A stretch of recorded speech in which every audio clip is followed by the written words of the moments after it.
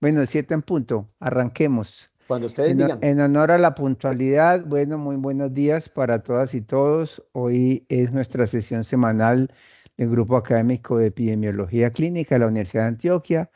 Tenemos el gusto de tener al profesor José Andrés Calvache. El profesor Calvache es médico y anestesiólogo, profesor de la Universidad del Cauca, hizo su maestría y su doctorado en epidemiología clínica en Erasmus University en Rotterdam, en Países Bajos, donde también es investigador asociado del Departamento de Anestesia, y hoy nos acompaña con una charla que tiene desde el título una muy interesante perspectiva y es repensando los objetivos de la epidemiología.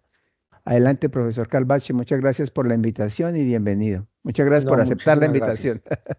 Muchísimas gracias a ustedes por la invitación y por permitirme charlar un rato de realmente como su nombre lo dice, de esta reflexión, ¿cierto? Muchas gracias, profesor Fabián, por la organización y a los asistentes.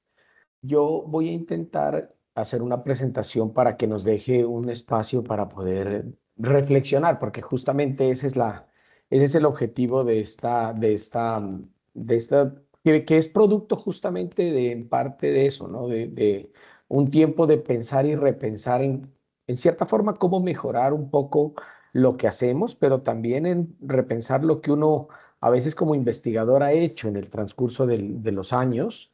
eh, y, y encontrar tal vez forma a esos vacíos que estructuralmente, metodológicamente, yo personalmente siempre había tenido. Entonces, eso es en gran medida lo que les voy a mostrar, repensando los objetivos de la epidemiología, digamos, de la mejor forma, moderna, ¿cierto? La epidemiología moderna. Entonces, tengo como cuatro básicas tareas en estos minutos que siguen, ¿cierto? Repensar los objetivos y sus implicaciones en el diseño y análisis. Vamos a revisar el marco actual un marco que está renovándose acerca de la epidemiología descriptiva. Promover un enfoque del modelamiento, en este caso del modelamiento multivariable, que es una de las herramientas más utilizadas en la epidemiología actual, que exija la definición explícita de un estimando y que responda a un objetivo claro y que no sea usado de una forma, digamos, sin una dirección apropiada. Y repensar la brecha al final entre el lenguaje que usamos y las inferencias causales, donde les voy a presentar un ejercicio que hicimos hace unos 2 o 3 años y que se enfocaba en esto, ¿no? En la importancia que tiene el lenguaje cuando nos referimos a las cosas que hacemos. Bueno, me voy a referir principalmente a estos tres, aunque no necesariamente, no solo a ellos, pero se los dejo como referencia. Creo que en el correo fueron enviados, ¿cierto? Los tres son bastante recientes, digamos. El primero es un nuevo framework, un marco referencial propuesto para la epidemiología descriptiva que por mucho tiempo ha sido, ¿cierto? De alguna forma infravalorada, ¿cierto? En la segunda parte está el uso y el abuso de los modelos de regresión, ¿cierto? Una reforma que se plantea desde un punto de vista pedagógico, porque parte de el problema puede estar en la forma en la que hemos sido educados o en la que seguimos educando también. Y vamos al final a hablar un poco del lenguaje causal y del lenguaje en la epidemiología moderna. Cuando se empieza la tarea de repensar los objetivos de la epidemiología, definitivamente nos encontramos con tres grandes tareas para la epidemiología moderna. Clásicamente hemos conocido la descripción y tal vez la inferencia causal, pero poco a poco hemos ido dándole forma a una tercera que es predicción y que entre las tres abarcan una de las, digamos, una gran mayoría de las tareas de las preguntas de investigación, ¿cierto? Y orientan, por supuesto, los potenciales estrategias metodológicas.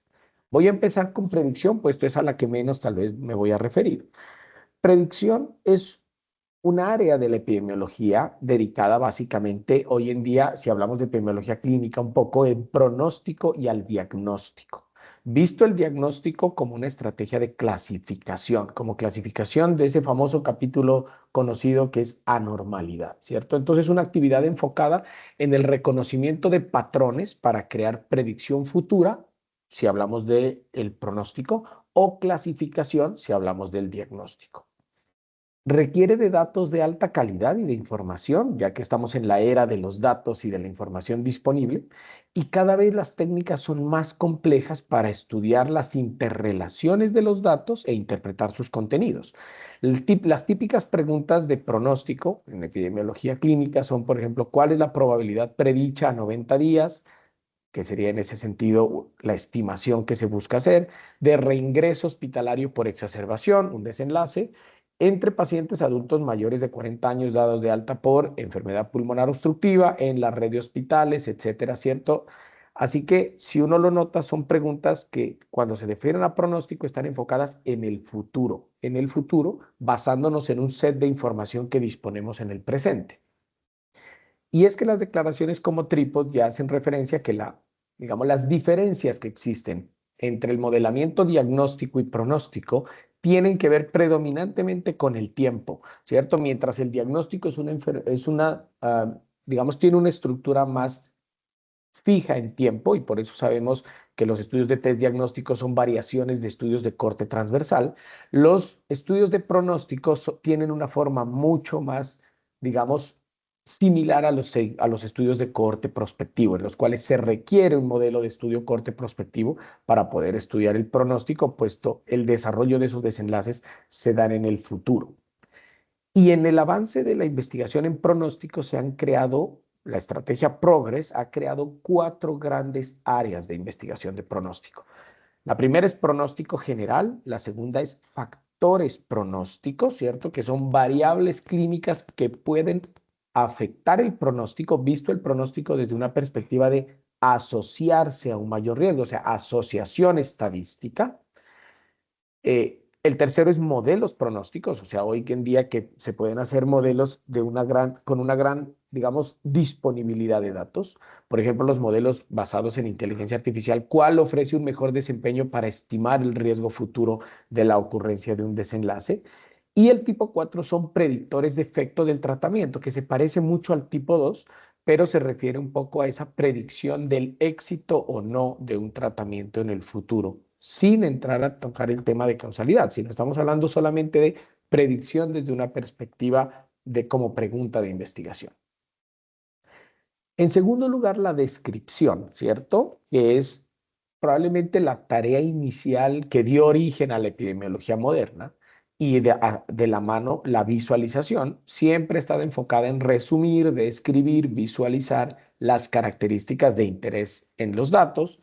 Y qué mejor ejemplo, ¿cierto?, que el de John Snow en el Londres de la epidemia de cólera. Entonces, contiene ese tipo de preguntas, las características que deben responder a quién, cuándo, dónde, persona, lugar, tiempo, y de la misma forma que la predicción, la descripción se basa en los datos, o sea, se basa en los datos y se basa tanto en los datos que la descripción es una representación directa de la realidad, sin ninguna alteración desde un punto de vista manipulativo, incluso numérico, refiriéndonos al modelamiento, entendiendo el modelamiento como una forma de manipulación de la realidad. En ese sentido, descripción es la forma más transparente de presentar los datos del mundo, digamos, cuando queremos estudiarlos desde la observación. Y las preguntas de descripción, digamos, también tienen una estructura. ¿Cuál fue la tasa de incidencia? Una medida de ocurrencia de episodios de diarrea aguda, un resultado o un estado de salud entre los niños menores de 5 años, persona, residentes en cierta región, lugar y durante determinado tiempo. La pregunta ahí en la parte final puede estar o no complementada por grupos que busquen estratificar esa descripción. Por ejemplo, menores de 1 año, 1 a 2 años, etcétera, y otras variables que podrían ser auxiliares, nivel socioeconómico, también que permitirían estratificar, cosa que se usa muchísimo, por ejemplo, en las descripciones actuales amplias, por ejemplo, en los grandes estudios de registros de cáncer, o variables auxiliares que también permitan estratificar, digamos, esa descripción que se quiere hacer de ese estimado. Entonces, la descripción se centra en caracterizar la distribución de la salud, la enfermedad y sus determinantes, sin que se mencione definitivamente que esos determinantes tengan o no que tener un estudio más profundo desde una perspectiva causal. en una población bien definida y tal como existen, o sea, en el mundo real, entre comillas, ¿cierto?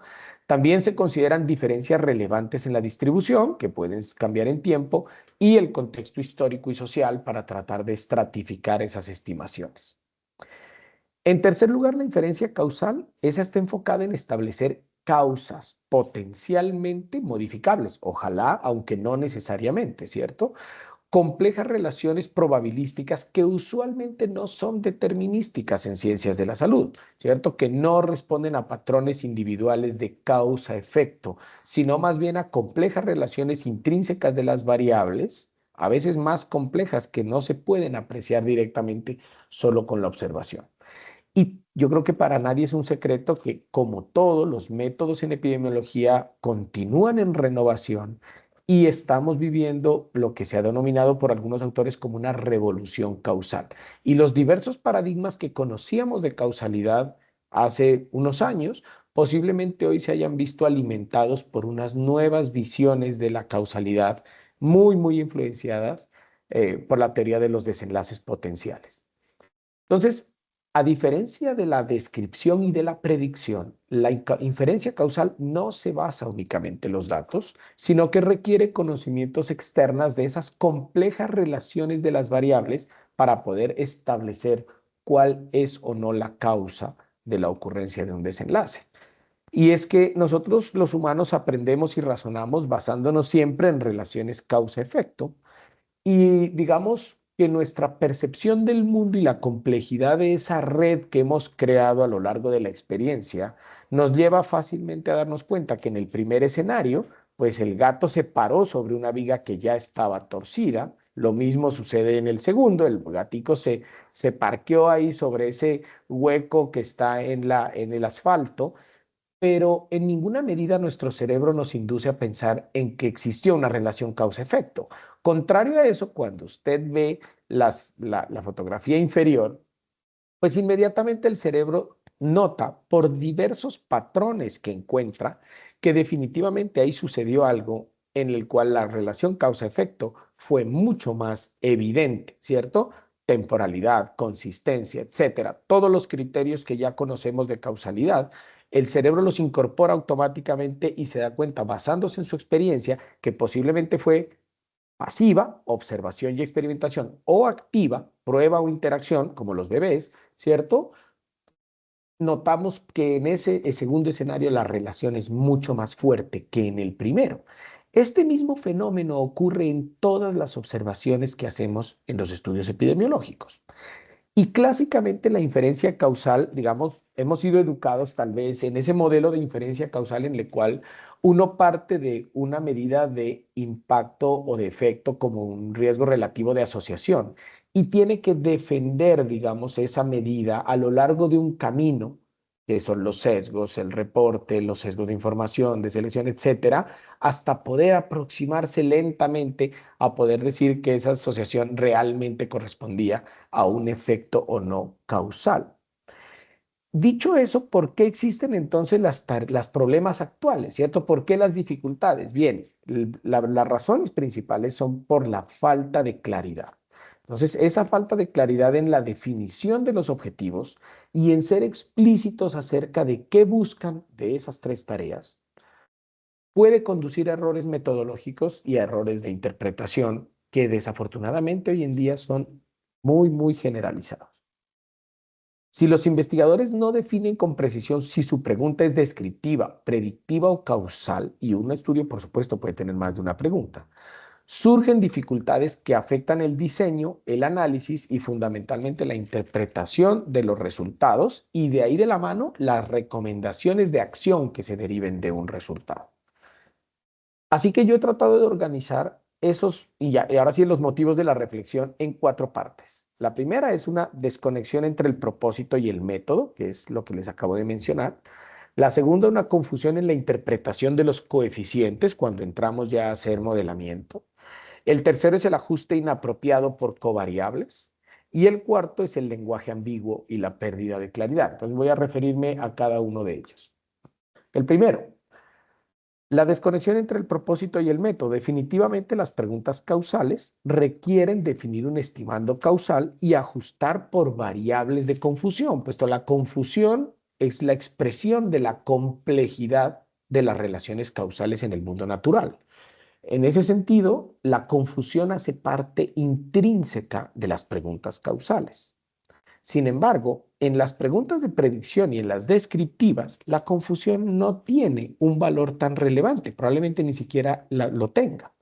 Las preguntas de predicción requieren enfocarse más bien en la discriminación y en la calibración, que es la capacidad, ¿cierto? Psicométrica en este caso, de una variable o de un conjunto de variables, dicho como un, digamos, por ejemplo, un modelo de predicción, en discriminar y calibrar el modelo para evitar problemas como el sobreajuste. O sea, existen otros retos desde el punto de vista analítico.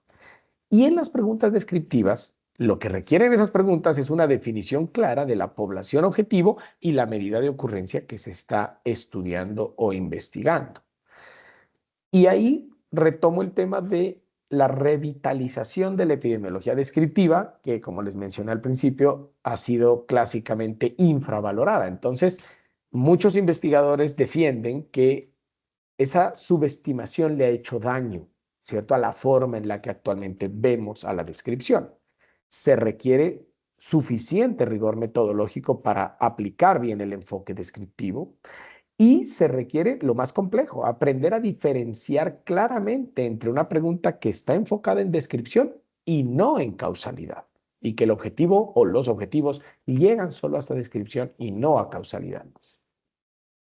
Y obviamente, digamos, estudios recientes o comentarios recientes como este presentan propuestas para fortalecerla y cómo mejorar la enseñanza. Entonces, ellos, por ejemplo, en este gran marco para la epidemiología descriptiva, plantean unos, digamos, unos pasos relevantes o unos problemas más bien que se pueden convertir en oportunidades. Entonces, la primera es la clara definición de un estimando descriptivo.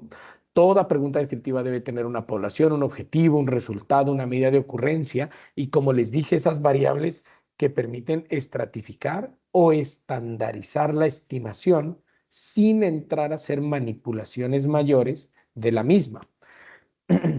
La segunda, inevitablemente, pues es manejar los sesgos de medición y los datos perdidos, especialmente en la era actual donde tenemos acceso a enormes cantidades de datos, ¿cierto? Enormes bases de datos, sistemas de información hospitalarios, sistemas de registros rutinarios de un laboratorio, etcétera.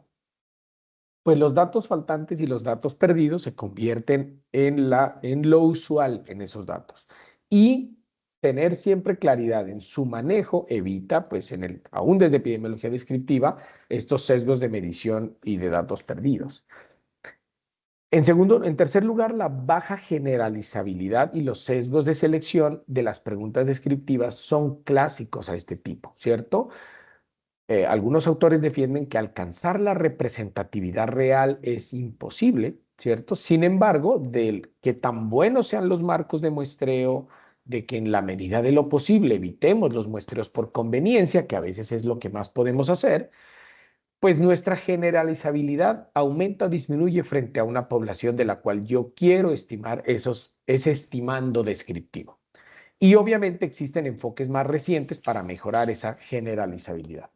Las medidas de ocurrencia pues son conocidas clásicamente, algunas de frecuencia como la prevalencia o como la incidencia, y algunas de ocurrencia que pueden ser afectadas en epidemiología descriptiva por problemas como los eventos competidores o el tiempo al evento observado. O sea, realmente estamos iniciando la observación cuando la exposición inicia o estamos cayendo en problemas en esa medición, cosa que es algo usual hoy en día, especialmente en algunos análisis que les voy a presentar a continuación. Entonces, definitivamente el marco de descripción es observar el mundo tal como es. Y aquí viene un llamado de estos autores. Primero, si usted está destinado o está decidido a hacer descripción, evite el ajuste indiscriminado. Eso se refiere a que evite el modelamiento multivariable si usted no tiene un marco claro de por qué lo va a hacer. Dicho de otra forma, cada ajuste es una distorsión de esa realidad que uno quiere observar. Seguirían las personas, cierto, expuestas, teniendo una prevalencia menor si tuvieran la misma distribución de factores, en ese caso fijando las covariables del modelo, si son varias, digamos, si es un modelo multivariable, o realmente estoy solamente intentando exponer lo que encuentro desde un punto de vista de la estimación inicial. El problema de entrar a usar análisis multivariables en el marco descriptivo es que casi inevitablemente uno termina introduciendo interpretaciones a los coeficientes de cada una de esas variables. Y esos coeficientes pueden caer en una interpretación causal, lo cual empieza a tener problemas.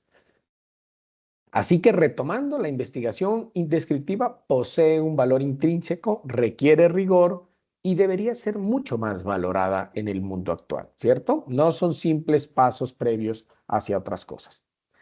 No existe un modelo verdadero, así que parte de los problemas de la enseñanza, en este caso más de la bioestadística, es que esa tarea de construir un modelo multivariable ideal frente a otros menos ideales, ¿cierto? Sin un propósito claro, convirtió los modelos de regresión en herramientas que las usamos prácticamente para todo, pero sin tener claridad de hacia dónde deberían interpretarse o no sus estimaciones. Por ejemplo, uno de los ejemplos más claros de esto es el famoso objetivo de identificar factores de riesgo importantes para. En ese sentido, ¿cómo se usaban los modelos históricamente? Entonces, se comparaba intrínsecamente las poblaciones en análisis bivariados, se hacía un proceso de selección de variables que a veces era automatizado, a veces no, y se construían modelos y luego se interpretaban los coeficientes de cada modelo como si fueran factores más o menos relevantes causalmente hablando, porque esa es la dificultad frente a la ocurrencia de determinado desenlace. Entonces, esa implementación, para muchos, digamos, hoy en día es una interpretación, esa implementación es un poco agnóstica y sin un marco real. Y obviamente esto tampoco es nuevo, así que, digamos, existen históricamente la definición de factor de riesgo ha variado si la pregunta de investigación explora diagnóstico, pronóstico, causalidad vista desde tratamiento o etiología, ¿cierto? Y a menos de que se especifique claramente, un lector de un artículo puede no estar muy seguro de exactamente a qué factor de riesgo se referían. ¿Era un factor pronóstico o era un factor etiológico causal? O digamos, no había claridad. Entonces, digamos, algunas tendencias actuales llaman a que los editores de las revistas deberían a los autores exigirles que especifiquen realmente el objetivo, cosa que digamos, no deberían ser los editores, pero ciertamente a veces no hay mucha claridad en qué tipo, hacia dónde va enfocada esa indefinición. Y obviamente, esos factores, ¿cierto? Pueden verse desde diferentes perspectivas como factores relacionados al diagnóstico, al pronóstico, al tratamiento y todos llamarse al tiempo factor de riesgo. Entonces, eso introduce un problema de definiciones.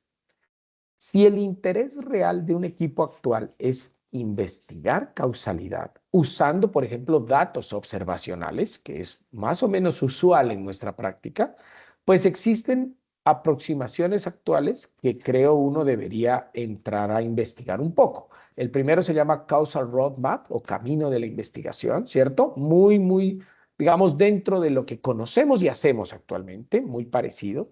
Y lo más novedoso, o novedoso entre comillas, ¿cierto? En términos de reciente, es los modelos de Target Trial Emulation o simulación o emulación, palabra que tiene un montón de detractores, ¿cierto? De un ensayo objetivo, ¿cierto? Entonces, usando datos observacionales, ¿cómo entraríamos a analizarlos si esos datos intentásemos replicar, simular el escenario de que hubiesen sido producidos en el marco de un ensayo controlado? Creo que para nadie, digamos, es un secreto que estamos en el medio de una revolución causal, ¿cierto? Y que múltiples dificultades filosóficas previas a la interpretación de la causalidad han dado pie a esta revolución, ¿cierto? Y que esos modelos estructurales causales que se han ido moldeando en cada disciplina gráficos, outcomes potenciales, etcétera, y que vienen de otras disciplinas, ¿no? De la econometría, que han dado ya Nobels por ahí, ¿cierto? Hace un tiempo. Ese tipo de modelos han sido incorporados a la práctica de la epidemiología por diversos autores, como los investigadores que les presento, ¿cierto?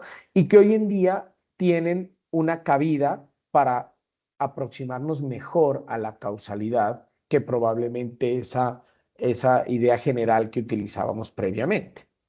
Ahora, si el interés es pronóstico, también existe un marco referencial muy desarrollado que nos lleva, ¿cierto?, a profundizar un poco en cómo el modelamiento pronóstico también ha evolucionado desde unos años hacia acá. En segundo lugar está la interpretación, las confusiones en la interpretación de los coeficientes, hablando en ese sentido de descripción y causalidad. Entonces, el primer problema se denomina falacia de la tabla 2. Entonces, como les dije ahora, en la investigación observacional es muy común presentar coeficientes de regresión, ¿cierto? Con una implicación que representan cantidades causalmente ininterpretables en general, efectos crudos y efectos ajustados. Entonces, siempre presentamos un modelo inicial, que es un modelo crudo, y un modelo ajustado. Pero cuando ya introducimos la palabra ajustado, hacemos referencia a que el modelo intenta controlar el efecto de terceras variables, en este caso usualmente efectos de confusión o variables de confusión. Y en ese sentido, cada una de las estructuras causales intrínsecas de un modelo debería responder solo a una respuesta de exposición y causalidad, no a todas al tiempo. Así que la falacia de la tabla 2 ocurre cuando se intenta dar una interpretación causal a todos los parámetros estimados mediante un modelo de regresión que fue diseñado únicamente para explorar una asociación exposición-resultado. Recuerden que tradicionalmente, digamos, esa tendencia a incluir todas las variables que tenemos en nuestro único modelo e interpretar los coeficientes se ha denominado como falacia de la tabla 2. Cada variable de esas a nivel individual puede tener una asociación causal con el desenlace, pero esa asociación tiene una estructura diferente a las demás. Por lo tanto, tratar de interpretarlas todas en un único modelo es una aproximación errónea. Y esto lo vimos frecuentemente en la pandemia cuando grupos de autores grandes, por ejemplo, y obviamente era un momento diferente porque a veces todavía hay discusión frente a las interpretaciones exploratorias de asociación, ¿cierto? Frente digamos, a acercarnos más a la causalidad. Entonces, digamos que estudios como este, por ejemplo, como el Open Safely en medio de la pandemia, trataron de interpretar una gran cantidad de variables como factores de riesgo, pero nuevamente, lo que les mencionaba, no se sabía exactamente si hablábamos de predicción, si hablábamos de causas, porque la diferencia es que la causalidad en teoría podría ser modificada para afectar la ocurrencia del desenlace, cosa que no ocurre en el pronóstico. En el pronóstico, una variable puede estar o no asociada causalmente con la ocurrencia del desenlace, pero no necesariamente. Solo debería contener suficiente información de dependencia para tener la capacidad de predecir la ocurrencia o el cambio en el desenlace sin que necesariamente sea causal. Y ese es el problema de la interpretación de los efectos en los modelos predictivos. O sea, contrario a lo que dijimos en la investigación descriptiva, en el modelamiento predictivo los coeficientes tampoco deben ser interpretados como efectos. Son solamente relevantes para los algoritmos de predicción, pero no para inferir efectos causales. Claramente, predicción está más cerca de asociación estadística, ¿cierto?, que de causalidad. En tercer lugar, el ajuste inapropiado de variables. Y ya más o menos hemos introducido los conceptos, y es que el concepto de confusor es causal y no debería utilizarse en objetivos descriptivos o de predicción. Dicho eso, la investigación descriptiva, ajustar por, entre comillas, confusores, es que no es cierto, no puede llevar a resultados ininterpretables que no respondan a ninguna pregunta descriptiva bien definida. Usualmente son una distorsión de la realidad si no hay claridad para qué se usaron. Y en la investigación causal, la falta de claridad podría conducir a eso que les comenté como falacia de la tabla 2. cuidado con la selección automática de variables, por supuesto ya se sabe que no tiene una cabida real en el modelamiento causal y especialmente un énfasis a esa clásica intención de ponga todo en el modelo y veamos qué resulta. Miren en el marco de ese Open Safely lo que sucedió en la pandemia, ¿cierto? Un enorme estudio, 17 millones de pacientes, datos rutinarios, se intentó valorar qué factores estaban asociados con la presencia de muerte en el marco de la pandemia y llamaba la atención cosas interesantes, por ejemplo, lo que ustedes ven en la pantalla, ¿cierto? En una de las variables, el estado de fumador, el ser previamente fumador proporcionaba un riesgo mayor de muerte en términos del hazard ratio aquí, pero el ser actualmente fumador se convertía en un factor que protegía contra la muerte. Eso estaba extraño, ¿cierto?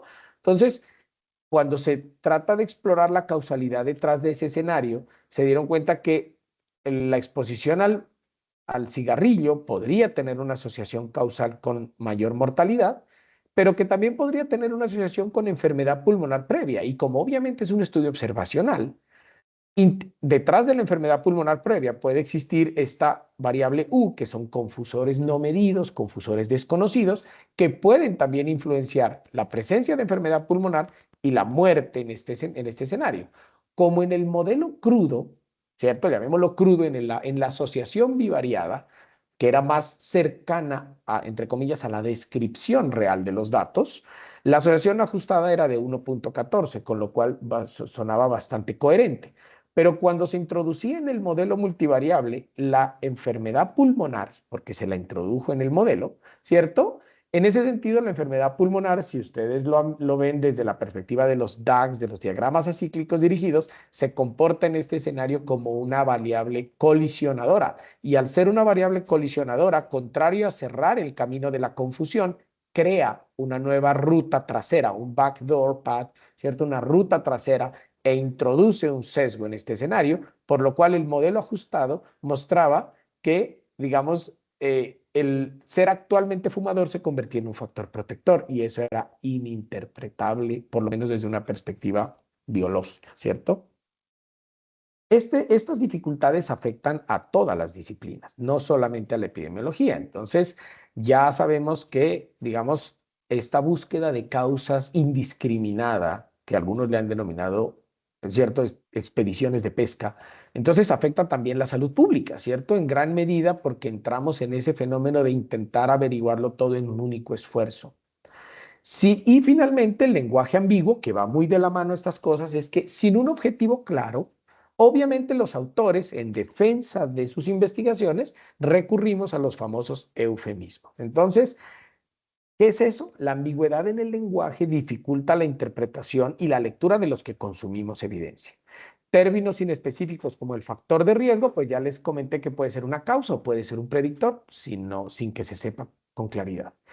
Y lo más complejo, que dependiendo de cómo me exprese hacia mis resultados y de cómo los interprete, pues están las implicaciones que yo les dé. Entonces, las recomendaciones de acción, pues para usted proporcionar una recomendación, en teoría debería tener una interpretación causal de su resultado. Si no, sería muy difícil proporcionar una recomendación de acción. Ya les muestro el detalle. Y las recomendaciones de acción suelen tener implicaciones causales más fuertes en las oraciones de enlace. El lenguaje causal, ya saben ustedes que algunas revistas dicen, oiga, no me puede usar lenguaje causal si los datos vienen de estudios observacionales. Más bien yo creo que ese es un esfuerzo de sea más transparente y más coherente frente al lenguaje que utiliza, los métodos que usó para responder a qué tipo de pregunta tuvo. Ciertas estrategias de asignación de la evidencia, como por ejemplo el marco Gray, reducen la confianza, ¿cierto?, en la estimación desde un punto de vista causal, si viene de estudios observacionales, pero digamos que esos marcos que están en continua renovación también deberían repensar que hay estrategias más recientes y novedosas para acercarnos a la causalidad desde los estudios observacionales.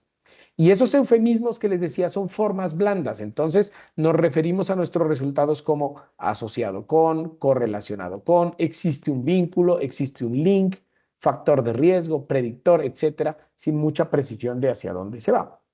Entonces, miren este ejercicio que es la última parte de investigación que tuvimos hace unos 3 años. Entonces, esta es una típica frase en la que termina un estudio original, por ejemplo, originalmente descriptivo, que terminó explorando factores de riesgo. Entonces, encontramos que consumir X puede estar relacionado con Y. Ok. Esta evidencia sugiere que deberíamos reducir el consumo de X, ¿cierto? Si ustedes lo analizan, esa implicación de acción tiene una implicación causal, pues estoy asumiendo que X, que el cambio en la magnitud de X puede afectar directamente Y, y esa es una interpretación causal. Entonces, en esa frase encontramos varias secciones, la exposición, el desenlace, por supuesto, pero también una frase de conexión, que es relacionado con, una frase modificadora, que es puede estar relacionado con, puede estar, ¿cierto? Y una implicación de acción, que es deberíamos reducir el consumo de X, que es lo que habría que hacer dado que obtuve ese resultado. Entonces, esas frases de conexión se implican que hay cambios en X que influencian Y o cambios en X que si existen son atribuidos a X, y eso es una aseveración causal. Y las implicaciones de acción causal, pues obviamente requieren que se haya inferido causalidad. Si no, usted no podría decir que debe reducir el consumo de X, puesto si no es la causa, es un poco incoherente, ¿cierto? Este estudio tuvo como intención identificar el lenguaje utilizado para describir las relaciones entre exposiciones y desenlaces en estudios epidemiológicos. Entonces, buscó evaluar la fuerza de esa implicación o implícita, digamos, que llevaba esas frases en dicho lenguaje, y analizar la coherencia entre las inferencias causales y las recomendaciones. Entonces, se analizaron 1.170 artículos de la literatura médica entre el 10 y el 19, 18 revistas de mayor impacto, y se incluyeron estudios que examinaran una asociación causal o no entre una exposición primaria y un desenlace, puesto al inicio del estudio no se buscaba si el investigador hizo o no, sino simplemente si examinó una asociación. 3 revisores evaluaron el grado de causalidad implícito, fue un equipo enorme, entonces fue un esfuerzo grande, ¿cierto? Y se evaluó el lenguaje de enlace y la recomendación de acción. Y miren lo que encontramos en este estudio. La frase de conexión más usada en la literatura biomédica del mundo, al menos en esta literatura top que les cuento, es asociado con. La situación extraña o que más llamó la atención es que no hay mayores diferencias con el lenguaje que se usa en los ensayos clínicos, pero si se supone que el ensayo clínico sí está diseñado para no decir que está asociado, sino que es la causa, pues no, en el mundo real también se sigue usando asociado con en los ensayos clínicos. Otras frases de conexión: incrementa, aumenta, predice, reduce, probable, etcétera, ¿cierto?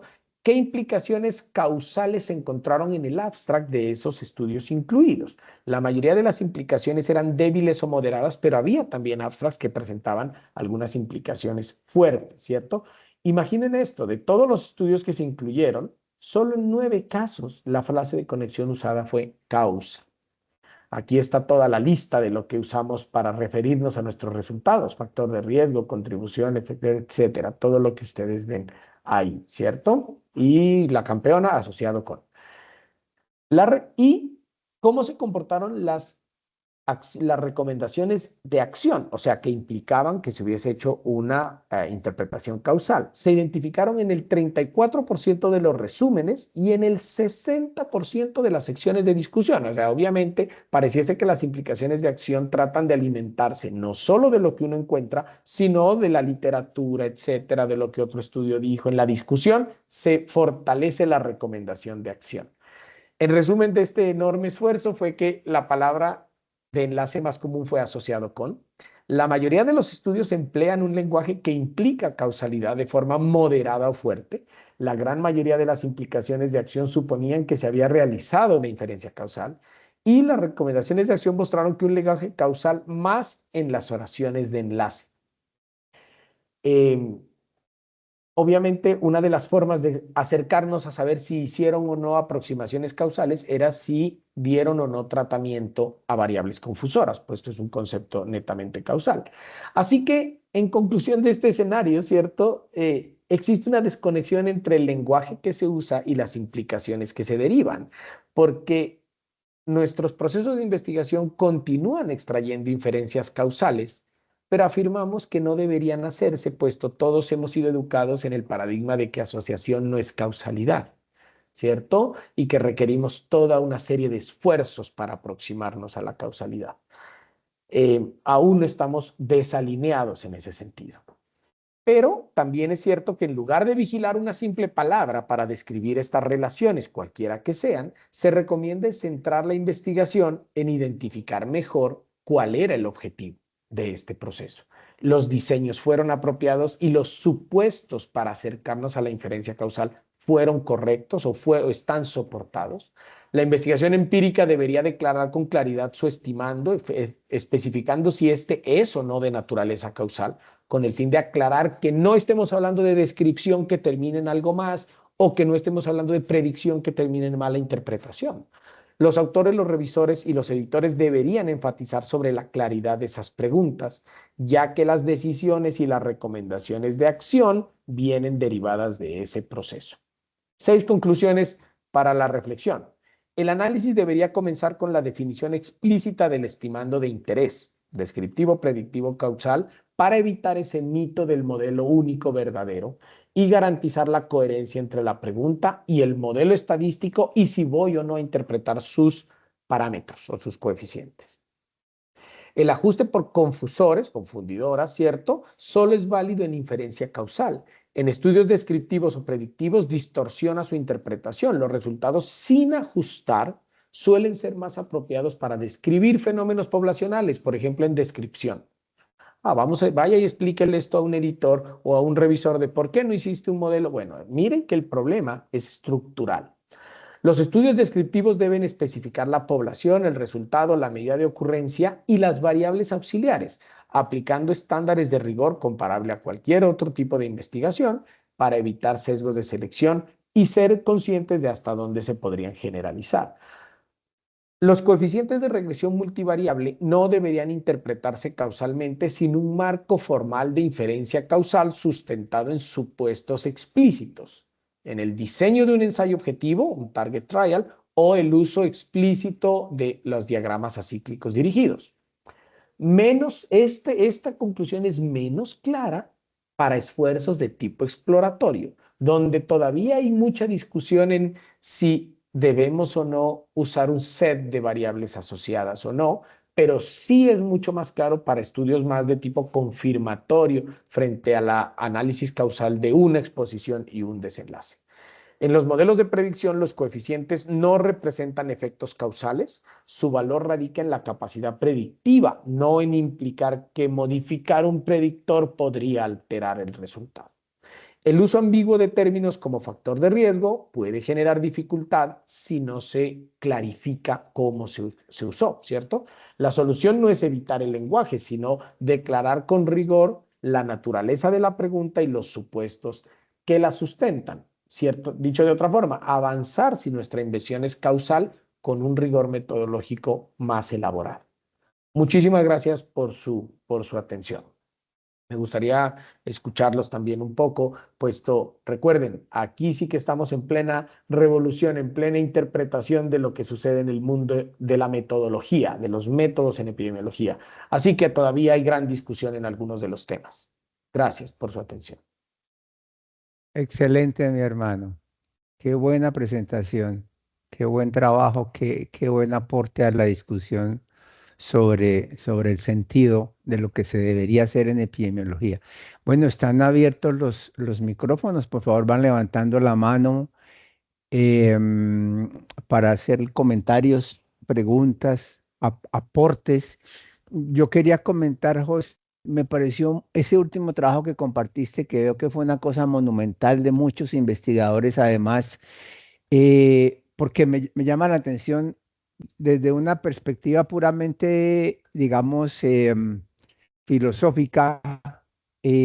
Muchos, los filósofos clásicos del lenguaje, la filosofía analítica, dice que somos construcciones del lenguaje, que realmente es más lo que está en el fondo, es ocultos o creado por lo que decimos. Y yo creo que ese estudio es un ejemplo perfecto de que eso es completamente cierto. El lenguaje es el que reconstruye finalmente lo que tenemos nosotros o lo que pudiéramos tener en el aspecto, en el ámbito de nuestra, digamos, casi que función como humanidad y en este caso particular también en lo que se refiere al sentido de la epidemiología. Em, yo tengo la sensación de que, bueno, aquí levantó la mano Carlos. Adelante, Carlos. Sí, buenos días, ¿me escuchan ahí, profe? Sí, señor.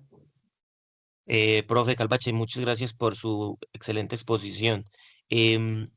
Una vez el investigador se sitúa en un eh, paradigma de investigación causal, si lo que quiere es evaluar cómo uno de esos factores, mal llamado o mal definidos factores, tiene un efecto sobre un desenlace y tiene una buena pregunta de investigación, em, usted sugiere que el investigador siempre tenga que dibujar sus supuestos, específicamente en este caso en un diagrama acíclico dirigido, y defender ese diagrama. Es decir, ese es el paso previo, pues, para evitar esos controles por colisionadores, por mediadores que a veces afectan la interpretación y generan la falacia en la tabla 2.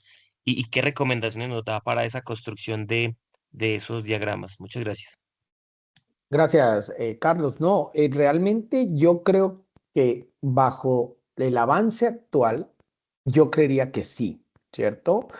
Estas tendencias defienden que la epidemiología observacional es tan compleja en términos de interpretar esas relaciones causales que todavía estamos desarrollando un marco para hacer DAGs de la mejor forma, ¿cierto? Ya existen marcos en los cuales uno podría, de cierta forma, tratar de aproximarse de forma sistemática a la creación de un DAG. Pero así de compleja es la epidemiología observacional que los DAG son representaciones locales regionales. Y ahí me acordé de un ejercicio que hicimos en algún momento con Iván, ¿cierto? Que está por acá y creo que la profesora Gina también de Popayán. Y es que las representaciones de la realidad, en este caso causales trazadas en un DAG, pueden ser reales para cierto contexto, pero irreales para otro. Entonces, como tú bien lo mencionaste por ahí, son aproximaciones a nuestra estructura causal, que tal vez es diferente a la estructura causal de otra latitud. Así que sí a siempre tener y disponer, porque son un paso necesario para hacer completamente explícito la inclusión o la selección de variables y cómo las voy a incorporar, digamos, de alguna forma a algún tipo de modelamiento, porque existe el modelamiento de regresión, pero también otras formas en estas estrategias nuevas de Target Trial Emulation. Así que de pronto la recomendación que me preguntaba al final es, eh, existen marcos más formales para construir un DAG. O sea, un DAG debería ser un esfuerzo de, bueno, ahí volvemos a nuestra línea principal, un esfuerzo de síntesis, ¿cierto? Porque es un esfuerzo de síntesis de lo que sabemos en la actualidad frente a la, digamos, al patrón causal de la ocurrencia de un desenlace frente a muchas exposiciones o a la que me interesa. Gracias, Carlos. Adelante, Mario. Qué bueno verlo por acá, hermano. Muchas gracias. Muy interesante la charla de Andrés. Y entonces mi interés realmente es cuando uno ya se enfoca en las políticas públicas. Entonces, ¿cómo informar, digamos, a quienes toman las decisiones estos aspectos de causalidad?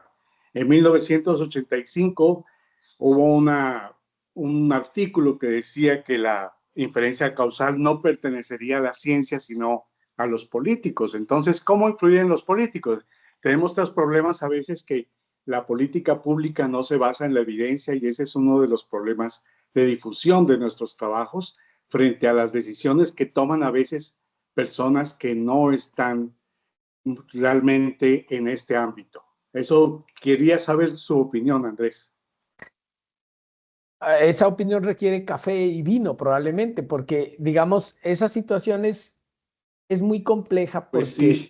vuelvo al mensaje que daba el profesor Fabián, ¿cierto? El lenguaje nos define como cultura.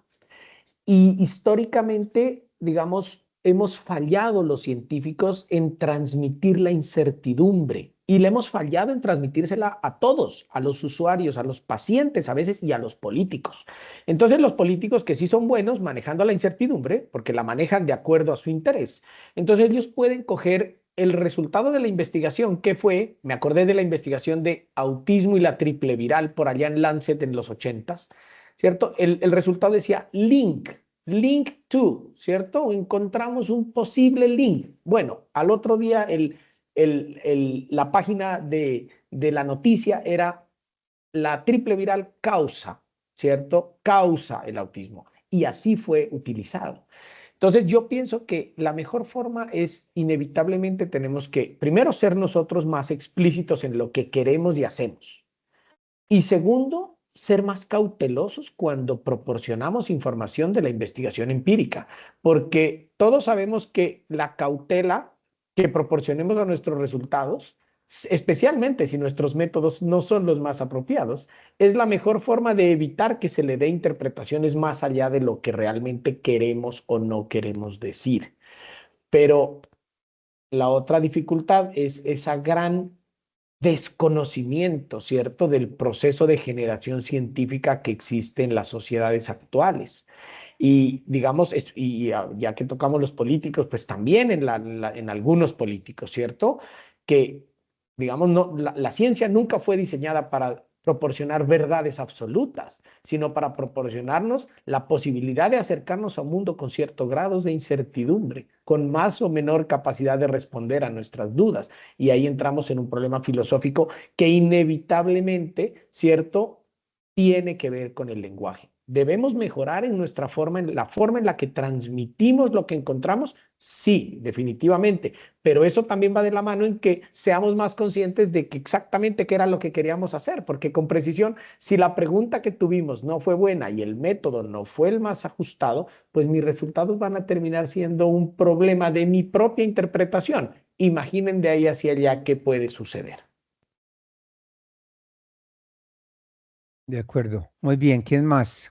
¿Quién más tiene inquietudes, comentarios? Iván, adelante. Hola, ¿me escuchan? José, dos comentarios. Uno con respecto al tema de GRADE y el framework que ayuda a organizar todos estos conceptos. Pues claro que en GRADE empezamos en el proceso de evaluación considerando que los estudios observacionales son baja certeza de la evidencia, pero afortunadamente desde muy tempranamente en el framework se empezaron a adicionar estos tipos de factores, consideraciones especiales que hacen que eventualmente en estudios con evidencia de estudios observacionales podamos llegar a una certeza en la evidencia moderada o alta. Esos son...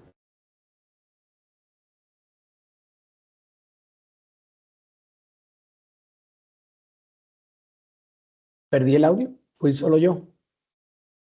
Todos. Hola, ¿me escuchas ahí? Qué pena. Parece que se cortó. Se cortó un pedacito, Iván, la última parte.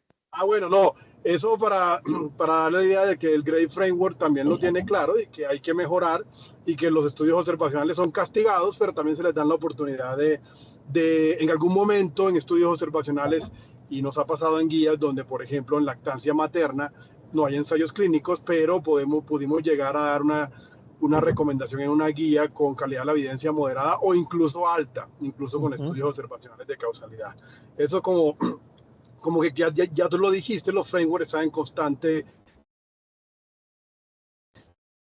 y en respuesta a lo que está pasando y a toda esta revolución, digámoslo así. Eso por un lado. Y por otro lado, con respecto al estudio que mostraste, interesante el tema del diálogo, de cómo el lenguaje lo presenta, es fundamental, y eso lo discutimos con los estudiantes de doctorado, y es cómo escribimos nuestras ideas. Y cuando tenemos el rol de editor, José, sabes que nos toca, entre comillas, pedirle a los autores en algunos momentos esto. Cuando hablabas del tema de la asociación, y aquí había un montón de revistas de alto impacto en lo que evaluaron, pues ahí también está un poco modificado por los requisitos de las revistas. JAMA, por ejemplo, exige que se use la palabra asociación, incluso en ensayos clínicos.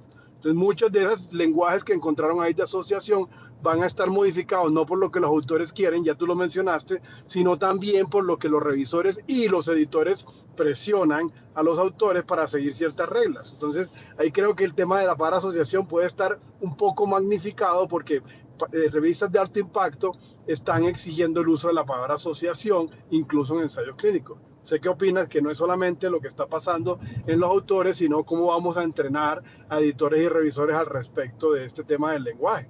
como tú lo dijiste. Entonces, la labor no solo cae sobre los investigadores, sino sobre el tema editorial, y tú muy bien lo sabes. No sé qué opinas. No, completamente de acuerdo, digamos, muy bien por los frameworks más recientes de Grade, ¿cierto? Que ya incorporan esa posibilidad. Y en segundo lugar, sí, esta es una dificultad estructural, ¿cierto? Porque si ustedes lo piensan detenidamente, si una revista, digamos, menciona que se debería solo usar asociación, de cierta forma es una estrategia de cautela, ¿no? Oiga, venga, sea más cauteloso, no diga causa. ¿Por qué? Porque tal vez no se acercó a la causalidad de la mejor forma, pero si aún en un ensayo clínico, que es tal vez nuestra mejor herramienta, ¿cierto? Me dicen que use asociación, pues aquí tenemos unas dificultades de lenguaje que no son solo de los autores. Completamente de acuerdo, Iván. Y valga la aclaración, este artículo pues no llegó hasta allá, o sea, cómo los editores y revisores, principalmente editores tal vez, ¿no? ¿Cómo miran ese punto de vista del lenguaje? Bueno, todavía no tenemos mucha claridad de eso. Daniel Camilo, adelante.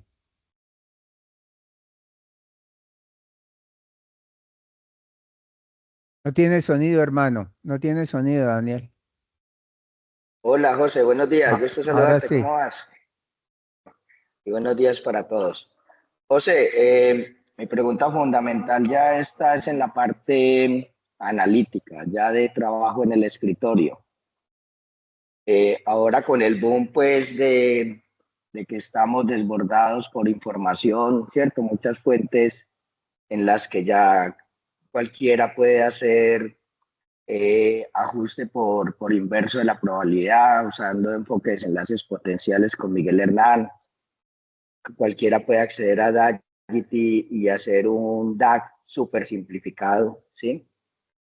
Y ya por el hecho de tener esos conocimientos más técnicos, la gente, o he visto yo, incluso en tesis de doctorado, esa forma, digamos, como tan atrevida de hablar incluso de causalidad solo porque usa las herramientas técnicas, ¿sí? ¿Qué opinas como de eso? Porque también, como estamos en el boom ahora, entonces todo se pone de moda, entonces Miguel Hernández, enlaces potenciales y todo el mundo aprende la técnica, entonces ya por eso ya piensa que puede hacer, sacar conclusiones, aseveraciones de causalidad. ¿Qué piensas de ese boom de lo tecnológico? Y ahora por ahí había una pregunta en el chat, ¿cierto? El desborde de las herramientas de inteligencia artificial y machine learning, que está lo técnico por encima de lo que es el concepto detrás del lenguaje, la causalidad. Y gusto saludarte, José. Gracias, profe Daniel. Bueno encontrarlo por acá también. Yo realmente en ninguna, digamos, sí, estamos de acuerdo en que en ninguna medida, o sea, la epidemiología observacional es más difícil que la epidemiología experimental. Eso sí lo creo, ¿cierto? O sea, acercarse a la causalidad desde la epidemiología observacional requiere mucho más esfuerzo. Hacerlo concienzudamente y bien es complejo. Y aún así, si nos ponemos ya nuevamente filosóficos, porque es que este tema inevitablemente viene de la interpretación del mundo, siempre tendremos el problema de la confusión no medida. Siempre, ¿cierto? Y así apliquemos el mejor modelo de IA, como lo mencionan en el chat, o el mejor inverso de la varianza, etcétera, o todo el target trial, pues tendremos que ser cautelosos frente a los supuestos que hice analíticos y a los resultados que obtuve. ¿De acuerdo? Yo creo que, digamos, tampoco quisiera ser tan extremista de llegar a decir, no, es que no se puede hacer inferencia causal con estudios observacionales. No, yo creo que sí debemos ser capaces de hacerla. De hecho, hay muchos escenarios en los que los ensayos clínicos o experimentos controlados son imposibles de conducir y deberíamos tener la capacidad de responder a preguntas causales con investigación observacional. Pero esa requiere más esfuerzo y requiere ser explícitos en los supuestos, en los análisis, más recientemente, Daniel, en los códigos de análisis. Y sí, esto complejiza las cosas, pero es que la epidemiología no es fácil. O sea, la epidemiología observacional no es poner las 20 variables en un modelo, digamos, y ver lo que salió, ¿cierto? Entonces, ese mismo proceso requiere más esfuerzo si nos enfrentamos ahora a datos enormes, ¿cierto? Como dice Daniel, o cuando las estrategias de IA que originalmente fueron más enfocadas en predicción, ¿cierto? Así lo defiende Julia Pearl, empiezan a hacer aseveraciones causales sin conocer los marcos estructurales que hay detrás. O sea, una completa caja negra que me dice a mí algo X está o no relacionado a Y, pero no tengo la estructura misma que está considerando esa estrategia analítica. Entonces, el hecho de que tengamos nuevas herramientas implica, creo yo, más responsabilidad, porque hay que verlo desde ese punto de vista. También Daniel, que enseña todos los días tal vez modelamientos y demás, ¿cierto? En sus asignaturas, pues parte de estos artículos que les dejé nos hacen un llamado a mejorar nuestras estrategias pedagógicas, o sea, pasar de enseñar los modelos de regresión como lo hacíamos antes, que eran como la cumbre después de los modelos bivariados, algo así, a más bien presentarlos como herramientas que se derivan de un objetivo claro. Si quiero hacer esto, debería usar este modelo en este sentido y me permite llegar a esto.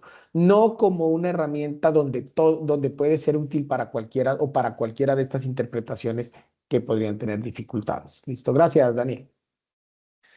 Laura Cristina, adelante. Bueno, buenos días, doctor Calvache. Muchas gracias por permitir este espacio también de discusión. Yo no me voy a demorar mucho. Yo lo que quiero es como unirme un poco al comentario que nos decía ahorita el profe Iván respecto a la labor, no solamente como investigadores, sino también en esa revisión de pares, en la labor de los editores, porque finalmente si el clínico accede a esa información de ese artículo original es porque está asumiendo que pasó por unos revisores y que finalmente eso ya le da pues como cierta rigurosidad a la parte metodológica o la información que pueda estar brindando el artículo. Entonces, ahí hay una situación de desconocimiento en gran parte de los clínicos en la forma en la que se hace la interpretación de los resultados que muestra el artículo, pero también como en esa crítica o en esa reflexión acerca de la labor de los revisores, pues al momento de hacer permitir pues como el paso de ese artículo a publicación. Y lo otro es también esa labor docente respecto a la formación de los clínicos en estos temas, porque digamos que es muy bueno el acompañamiento respecto a la lectura crítica, a encontrar los soportes metodológicos de los artículos, en revisar, en hacer los clubes de revista, pero finalmente en esos términos, en ser cautelosos, en hacer como esa reflexión que hacíamos desde la inferencia causal, que hacíamos también con el profe Fabián y con el profe Daniel, de ser muy, muy cautelosos, muy, muy cuidadosos en la información que estamos brindando y cómo la estamos brindando. Creo que es otra cosa para hacer énfasis desde la docencia de los clínicos, en realidad de todos los que vayan a tener algún tipo de acercamiento a la investigación y sobre todo a que en algún momento pues pueden ser esos investigadores que están presentando la información. Es solamente eso, profe, muchas gracias. Gracias Laura por el comentario. Bueno, mi amigo, esto fue muy bacano, muy productivo. Yo creo que coincidimos en que queda contratado para segunda parte, hermano, porque estuvo muy buena la reunión y la participación. Muchas gracias, muchas José gracias. Andrés. No, muchas gracias un gran a ustedes. aporte. Muchas gracias a ustedes. Yo les comparto tranquilo la presentación que me piden en el chat, ¿no? Con mucho gusto. Y también información de estos marcos de referencia, pues que, como les digo, están en construcción, pero creo que nos obligan a ir avanzando un poco en los métodos también, ¿cierto? Muchísimas gracias por la asistencia y gracias por la invitación nuevamente. A usted por aceptar. Feliz resto de semana para todos. Doctor Calvache, muchas gracias. Que tengan buen día.